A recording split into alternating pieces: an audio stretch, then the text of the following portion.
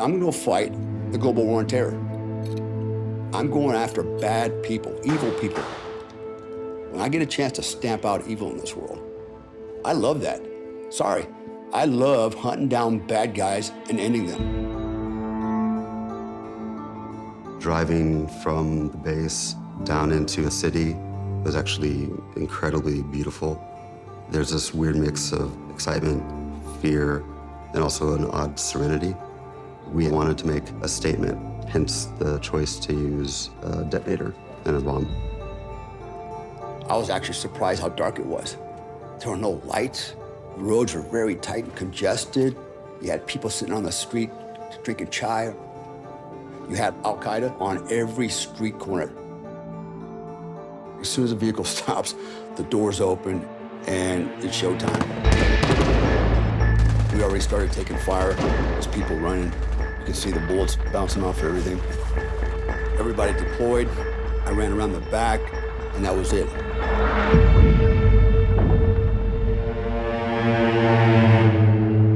Would you say that it was a successful operation? Yes.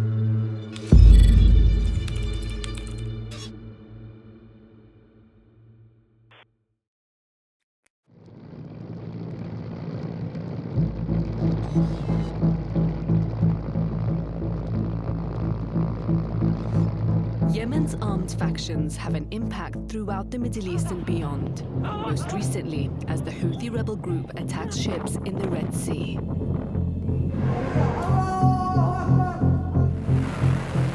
The U.S. military launched another airstrike in Yemen. The US and UK hit around 30 sites across Yemen. This film is about the complex roles Western and regional powers have played in Yemen's war.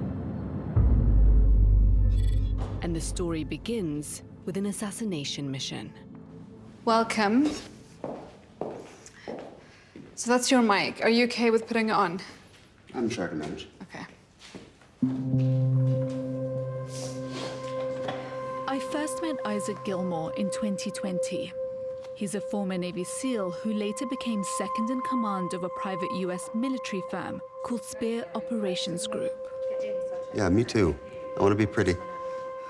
I was surprised Isaac agreed to speak to me because at the time, human rights lawyers were trying to prosecute Spear for war crimes. When you make the choice to be involved in things that matter, you're not going to please everybody. There's plenty of people that would be happy to say that I was on the wrong side of something. One of the reasons that I agreed to participate in this and be part of this documentary is to be very clear about what we're doing and why.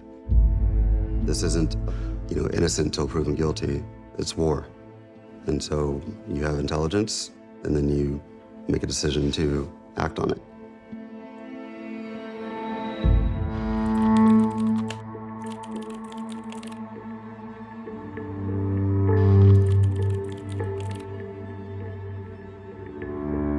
Let's start from the beginning. How did you get involved with the operation in Yemen? So ultimately, I met Avram Golan, who's a brother and a friend.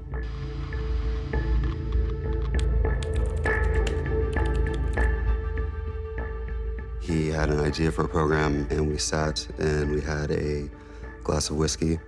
Once he laid out the concept he had for me, I think I had about a day's notice to say, am I in or am I out? And I'll hop on a plane to Abu Dhabi.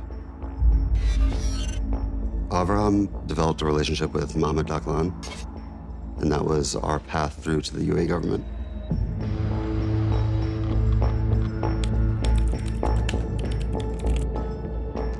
We met with the appropriate bodies within the UAE government at the Officers Club on the Emirati Army base.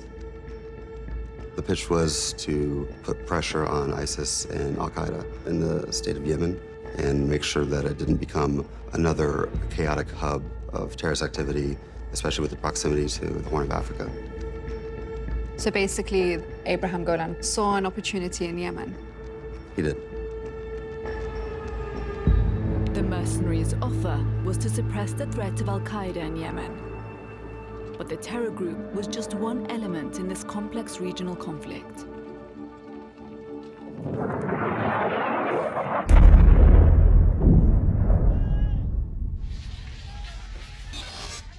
The first airstrike dropped right over here. Around 6 to 7 minutes later, the second airstrike dropped over here. I'm from Yemen, and for 8 years, I've been reporting on its war, which has claimed the lives of tens of thousands of civilians. In 2015, Yemen was gripped by fighting on several fronts. A rebel group called the Houthis had taken over the capital Sana'a. They also briefly held Aden before a Saudi UAE-led coalition backed by the US and the UK recaptured the city. Al-Qaeda had long been a presence in the south and were now gaining territory. The US feared they might plan terrorist operations beyond Yemen's borders. The UAE took over security for southern Yemen and became the US's main counterterrorism ally in the region. That was in circumstances that set the stage for us to be involved in Yemen in the first place. We had the sign-off, simply a handshake, and then we had to manage the business side of it and create a structure where we could receive payment from within the UAE. How much were you offered for this operation? We had a requirement, and the requirement was 1.5 million per month. The next step was then to recruit guys. Not every guy would be comfortable with doing something that was essentially somewhat in the gray area. And so we had to find the right people with the right mentality.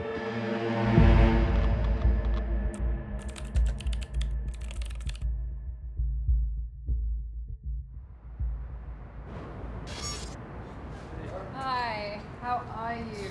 Good. You just show me around. Don't go in there, because that's where the dogs are, even though they're crated. So this area in here is where we do all the close quarter battle type training, practice hostage rescue, things like that. Ready, 3, 2, 1, execute. Dale Comstock spent decades in the US Special Forces before becoming a mercenary. All right, 3, collapse on us. He now runs combat training courses for civilians. I had clients come in. Basically, I trained them on what I call Jason Bourne skills. You know, like I said, it's not a science, it's an art. Did you enjoy your time in Yemen? Honestly, no. It was very rough and austere. Why would anybody want to do anything in Yemen? I mean, you've been there. It's a freaking hellhole. But we weren't there to go to Club Med, you know? We had a job to do, and that's just what soldiers do. You suck it up. Look, in Yemen, you know this as I do, Al-Qaeda, everywhere. I've had Al-Qaeda within inches of me, inches of me. Everything that we did, we made sure we did the right thing. If we were gonna target somebody that was on this list, then we made sure that, in our minds, that we're not gonna go out and murder somebody because this guy doesn't like that guy. We would do our own due diligence, do our own background checks on the guys, and if we felt like, yeah, okay, he's a legitimate target, we're good to go. Who gave you the targets? We received the target intelligence from the UAE government How did you receive them? in intelligence packets. Cards. Cards, How many cards did you receive? 10 to start, And one of them was Ansaf Mayo. yes.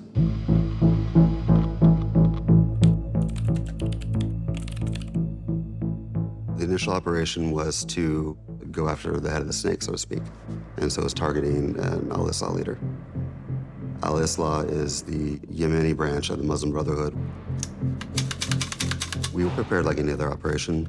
Weapons checks, coordination, working with the Emirati partner force, and then waiting for the intelligence that he was actually there on site.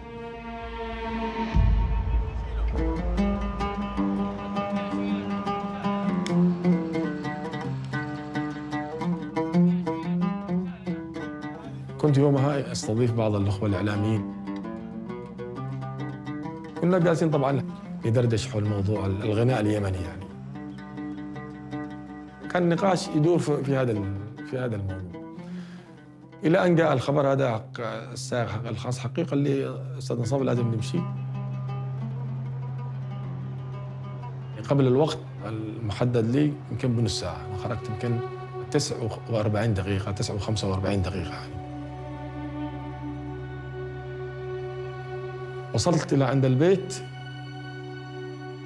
سمعت انفجار.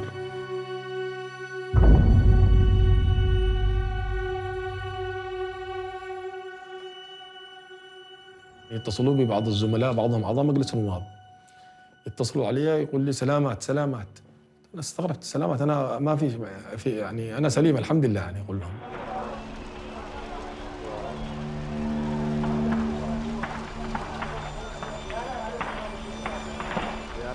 فاتضح إنه في نفس اللحظة نزل بيان في أحد المواقع إنه تم اغتيال انصاف مايو بحادث تفجير سيارة. في هذا الأثناء أنا عرفت إن أنا كنت المستهدف، أما قبلها ما كنت بعرف. ولما عرفت كيف شعرت؟ طبعاً خلاص أنا شعرت بالخوف على أسرتي. 3 years later, when the UAE's drone footage was leaked to the international media, Ansaf found out that Spear had been hired to kill him.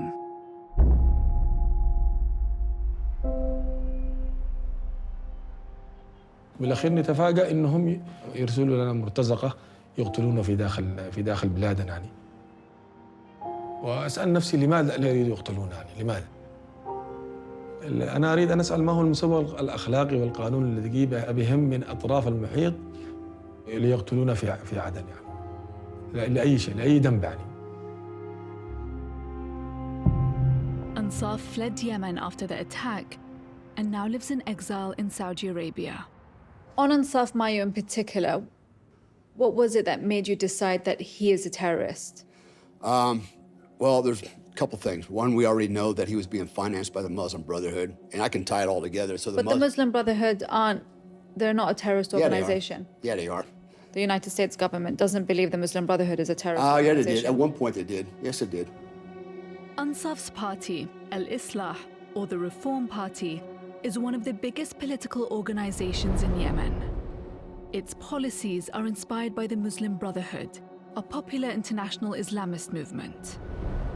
The Muslim Brotherhood is banned in several countries, including the UAE, where their political activism and support for elections is seen as a threat to the rule of the royal family. But the US has never classified the Muslim Brotherhood as a terrorist organization.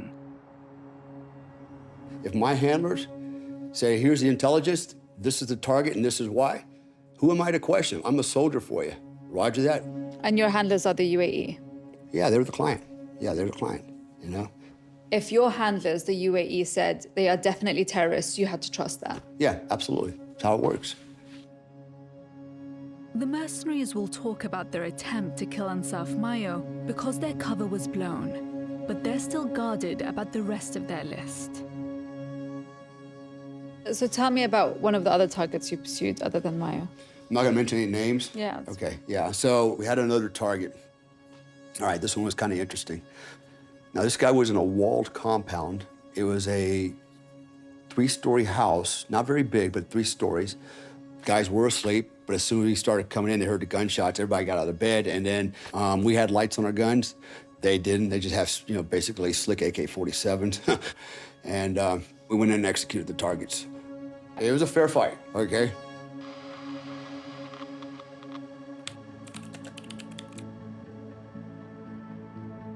The story of assassinations first came to my attention while I was documenting human rights abuses in Yemen. Hey, how are you? Baraa Shiban is a Yemeni caseworker with Reprieve's investigative team. What you see here is basically tens and tens of assassinations. The team has been compiling a list of assassinations in southern Yemen. Between 2015 and 2018, they've counted 102. They've all followed the same pattern, placing IED bombs on doors or on cars, and then someone comes after and starts shooting the individual.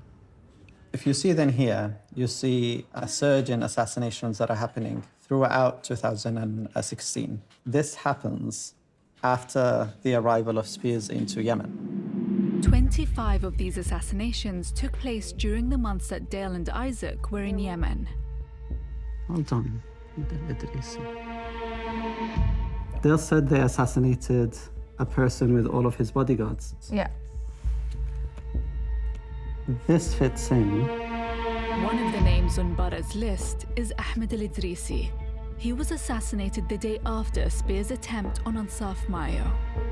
Ahmed al-Idrisi had his security detail around him all the time. What we understood is there was an assault that killed him and everyone around him. The details of this assassination match what Dale told us about the target he refused to name. Isaac and Dale told me that they'd made visits to the port because they were surveying someone there. So it fits the description, fits the date. Ahmed al-Idrisi was a leader of one of the Yemeni forces that helped drive out the Houthis. At the time of his death, his group had control of the port in Aden and refused to hand it over to the UAE-backed forces. Aden's port is a key strategic asset. UAE-backed forces took it over immediately after Idrisi's assassination. Were you involved in the assassination of Ahmed al-Idrisi, which happened on the 31st of December 2015? No.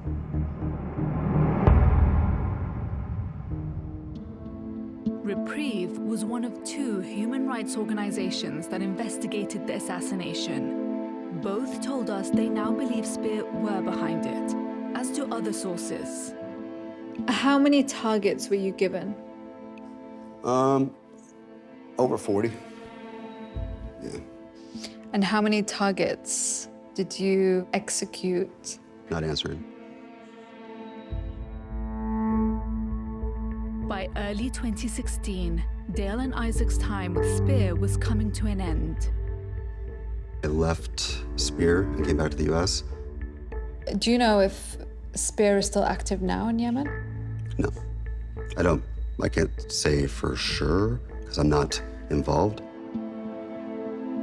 We asked the US Department of Defense and the State Department to talk to us about Spear, but they declined. Throughout 2016, assassinations continued to dominate the local news in Aden. ضحايا بالمئات، سياسيون ومثقفون، دعاة وخطباء، أساتذة ونشطاء. At the beginning, when those assassinations were carried out, people kept saying this is operations done by ISIS and so on. It was not until 2018 when we started to pinpoint that actually this is part of a systematic targeting policy aiming towards officials, some parliament members, and imams. When you don't have a unified definition about who's a terrorist, you have this chaotic situation where everyone can name anyone a terrorist and start going after them. These are extrajudicial killings, and the most important thing is that it's still happening until today. So after we started to look closely into evidence of Reprieve has obtained what they believe is a financial statement from the UAE's foreign ministry. It states how money described as aid for Yemen has really been spent. It shows here quarterly payments being paid to Spear Operations Group. And this is the amount in Saudi riyals. This comes to close to $17 million. We know that Spear were there at 2015. This is 2020. What have they been doing there for the last 5 years? I think that's the main question. What were they doing?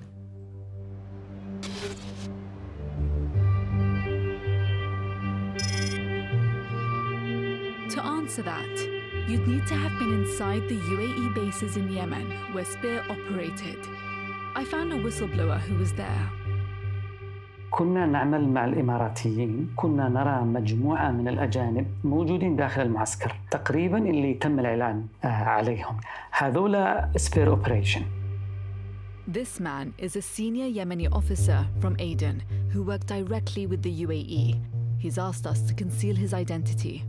السبير اوبريشن جروب تم استخدامهم للقيام بعمليات استهداف بشكل مباشر، لكن فيما بعد تم تحويل برنامجهم إلى تدريب. قاموا بتدريب بعض الضباط الإماراتيين وقادة الخلايا هؤلاء هم من قاموا بدورهم بتدريب العناصر المحلية للقيام بعمليات الاستهداف.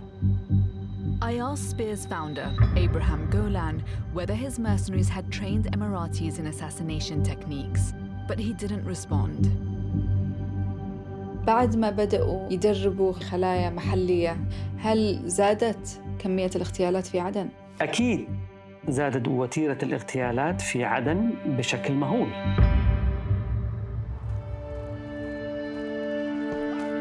In 2017, the UAE set up the Southern Transitional Council, or STC, in Yemen. One of its roles was to run security in the south. Its forces included an elite counter-terrorism unit.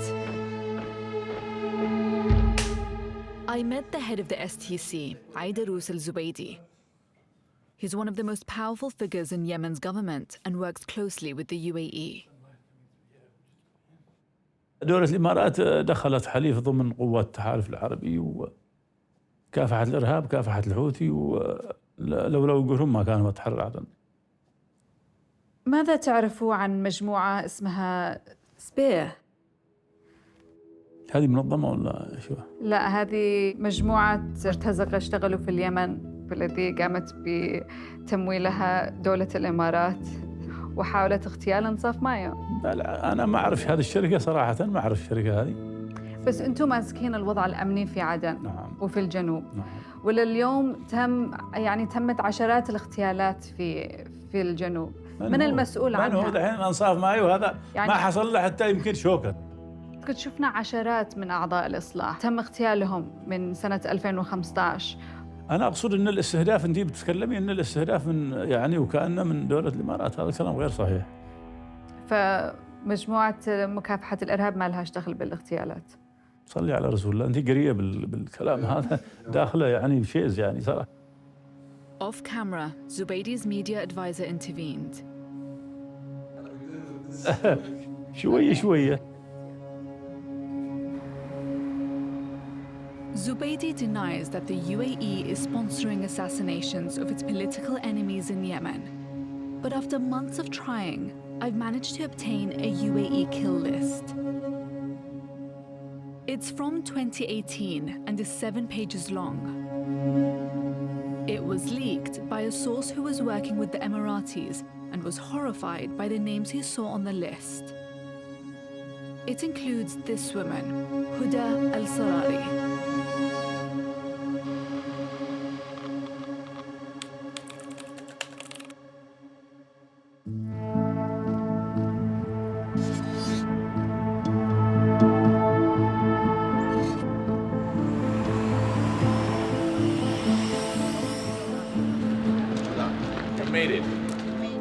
قبل الحرب كانت حياة عادية. كانت هدى المحامية اللي اشتغل في اتحاد نساء اليمن. It is now my great honor to announce this year's laureate of Martin Connell's Award. Huda is in Geneva to receive an award for her work investigating the UAE's human rights abuses in Yemen. Ms. Huda Al-Sirari. السيدات والسادة، بعد تحرير محافظة عدن من جماعة الحوثيين، تأملنا أن تقوم الإمارات بدعم مؤسسات إنفاذ القانون وتدعم سيادة القانون، لكن ما حدث هو العكس تماماً. استشعرنا بالخطر بزيادة لما تفشت عملية اغتيالات، بالتالي الكل أصبح مهدد. بدأنا نجمع إفادات، نجمع وثائق. يعني كنت أطلع مثلاً في قنوات المحلية وأتكلم، يعني كانت تتعرض لكم تهديدات قد تعرضني للقتل. In the end, it wasn't Huda who was attacked, it was her son. رأيت أعمال الإمارات وميليشياتها بشكل مباشر، لكن صدقوني أنا أم فقدت ولدي. أود أن أهدي هذه الجائزة إلى روح ولدي محسن، لقد كان دائماً مساعداً ومقرباً إلى قلبي.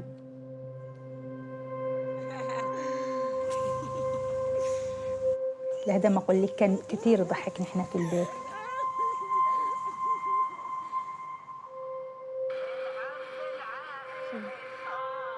غني الحب الحقيقي.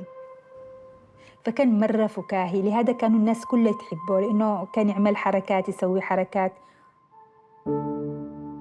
طبعاً في هذاك اليوم هو يعني كنت في البيت، محسن خرج مع مجموعة من أصحابه، تم إصابة إطلاق النار عليه. إصابة محسن كانت من الأمام، الرصاصة دخلت من الأمام، يعني ما كانش نتيجة اشتباكات أو كانت الرصاصة طائشة، هي كانت يعني كأنه متعمد.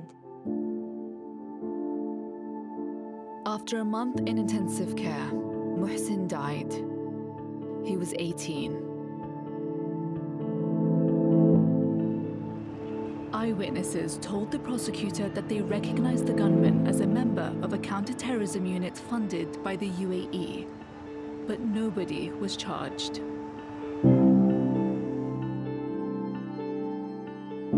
توفى، ضليت فترة تقريباً في البيت متأزمة باللي حصل، بس إنه بعد ما رجعت تاني مرة استعدت نشاطي، بدأت أتلقى تهديدات من أول وجديد، وهذا ما كفائكش، يعني هل تشتي زيادة إنه يموت ابنك الثاني عشان تتراجعي؟ وبعدين خرجت من عدن. أنت برأيك من كان المسؤول على قتل ابنك؟ المسؤول على قتل محسن وقتل العديد من الشباب هو اللي كان مسيطر على الوضع الأمني في ذاك الوقت، هي الإمارات. Huda now lives in exile. She's still in fear of her life.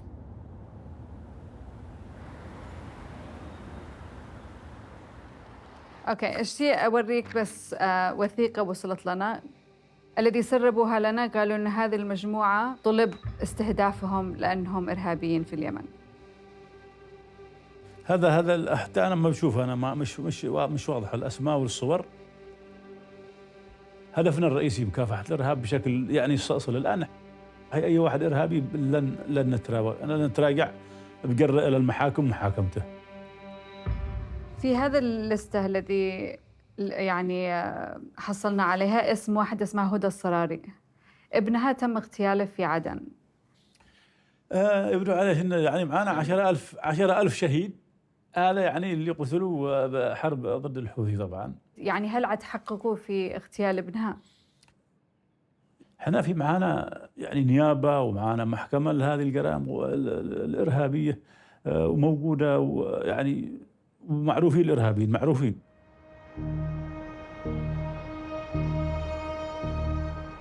The Yemeni officer who witnessed the UAE's counter-terrorism operations had a further allegation about the men hired to kill. مع الأسف احتووا الكثير من عناصر القاعدة.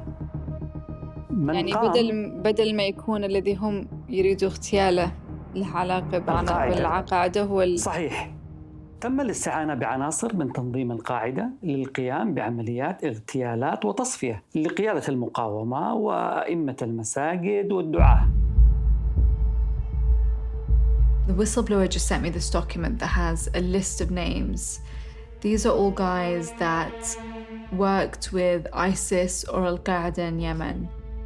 He said most of the 11 men on the list had been serving sentences for terrorism. We were unable to verify all of them, but further evidence has emerged.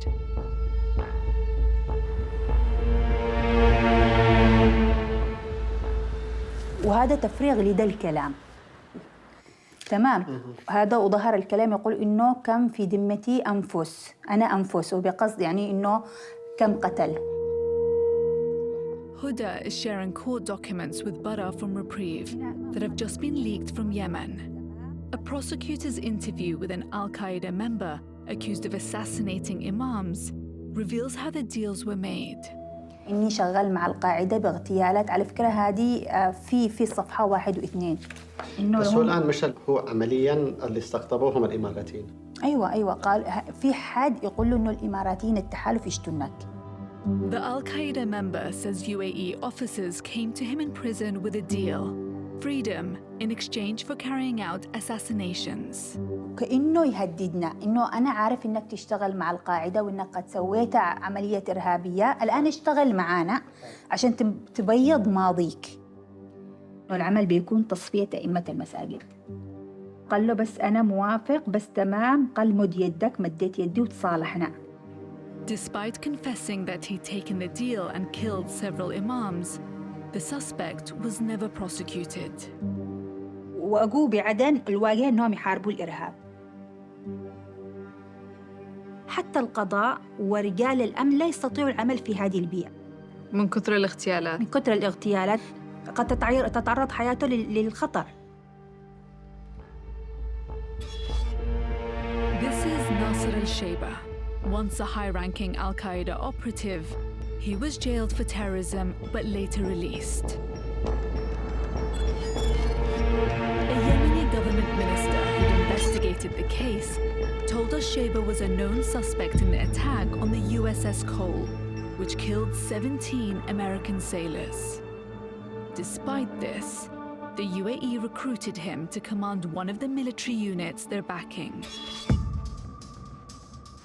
He's pictured here with the head of the STC.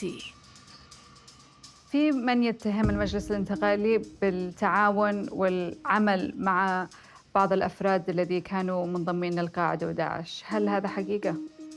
ما يصير نحن نقابح الإرهاب ونتعامل معهم، ما يصير هذا.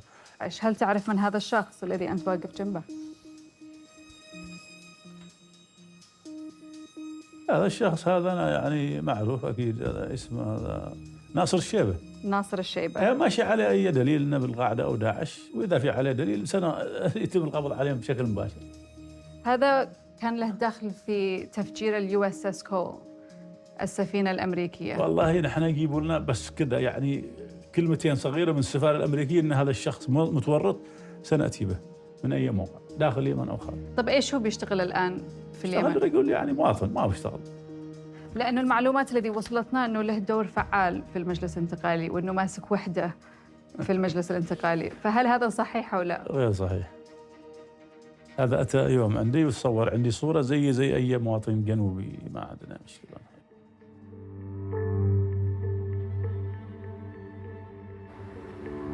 Multiple sources have confirmed Shaiba is working with the UAE.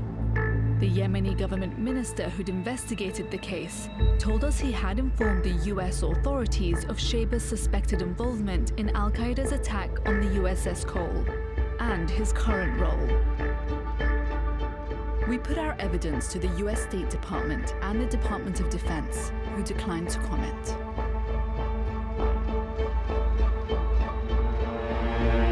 Peace is still out of reach in Yemen. The Houthis maintain their grip on the north of the country. Their attacks on Red Sea shipping, which they say are to support the Palestinians in Gaza, have broadened the conflict. The UAE continues to control the security apparatus in the south. Despite the evidence that the UAE is pursuing its own agenda, undermining stability and making it harder for the Yemeni government to return, the UAE is still a key ally for the USA. The UAE tried to position itself as the main counterterrorism ally for the United States in the region. Everything was under this umbrella of counterterrorism. But what it did, it created paramilitary groups and militias to go after their opponents. That basically undermines the main counterterrorism strategy. We need to be asking a lot of questions, and especially about this company that was registered in the United States. What did the United States know about this? What did the CIA know about this program? Did they actually sign off on some of those members to go and carry out assassinations in South Yemen? I think all of those questions are legitimate questions. We have to be asking them, and I think the American people need to be asking them.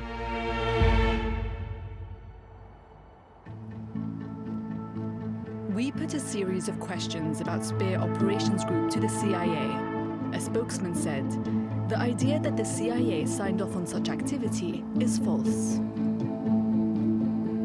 US laws covering mercenary activity are unclear. No one from Spear has been prosecuted.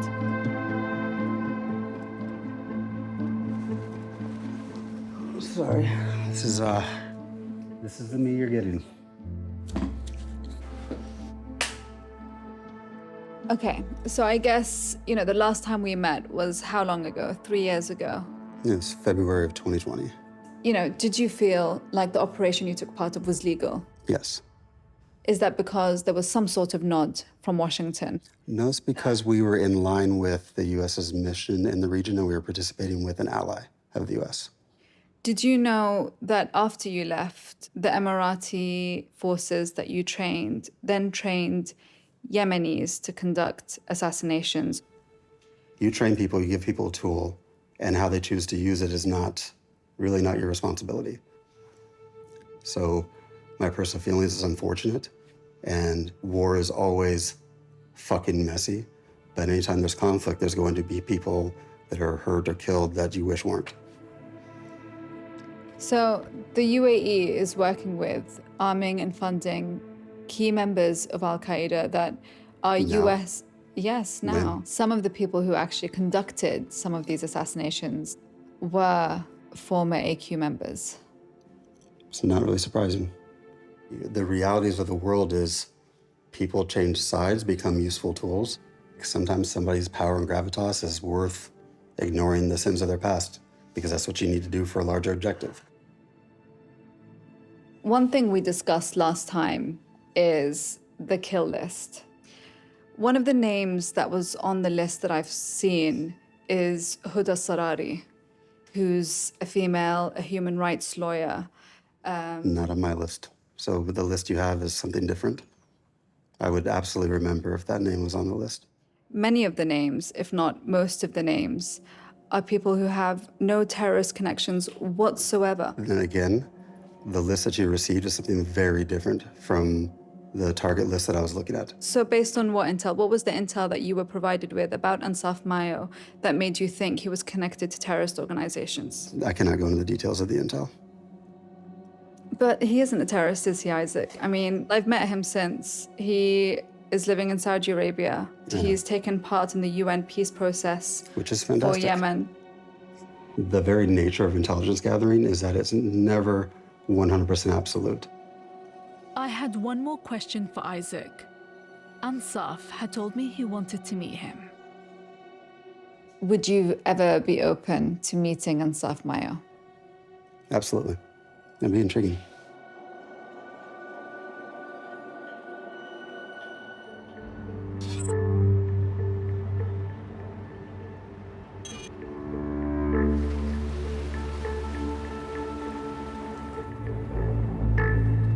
منذ لحظة الاغتيال أنا شخصياً أعيش حالة اضطراب، والأسرة أيضاً أصيبت بحالة من الرعب.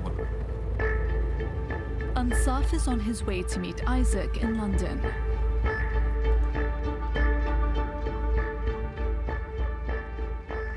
أريد أعرف إيش المعلومات التي كانت لديه والتي دفعته للقيام بهذا العمل، القيام بهذا العمل الإجرامي بصراحة. It's his chance to get answers from the man who tried to kill him. Why was he targeted? And will he ever be safe?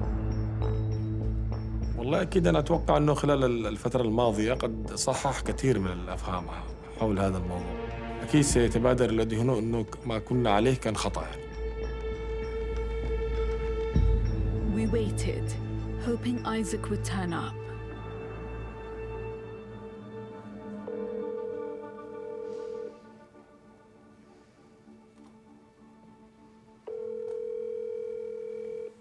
He's online, but he's not answering my call. Isaac رسل الآن رسالة والآن بيقول إنه ما يقدرش يجي، مع إنه قبل الطيارة بدقائق قال لي إنه عايطلع على الطيارة. والله كنت أتوقع إنه بيجي. أنت كنت أول شخص يحاولوا يغتالوه. إيش ردك لهم؟ طبعاً أحملهم مسؤولية لأنهم هم من أشرفوا على تدريب هذه الخلايا وجعلوهم يتفننوا في عملية الاغتيالات. يعني ما هيش يعني المسؤولية تقع عليهم مسؤولية كبيرة. أغلب المستهدفين في عملية الاغتيالات ناشطين سياسيين، ناشطين مدنيين، ناشطين اجتماعيين. تحداهم يطلعوا شخصية إرهابية تم اغتيالها. الناس الرأي العام في عدن يعني يتطلع إلى فهم الحقيقة يعني لابد من تحقيق العدالة. To date, Spear have not been prosecuted for their role in the UAE's assassination program. And the families of victims of the assassinations in southern Yemen have yet to receive justice.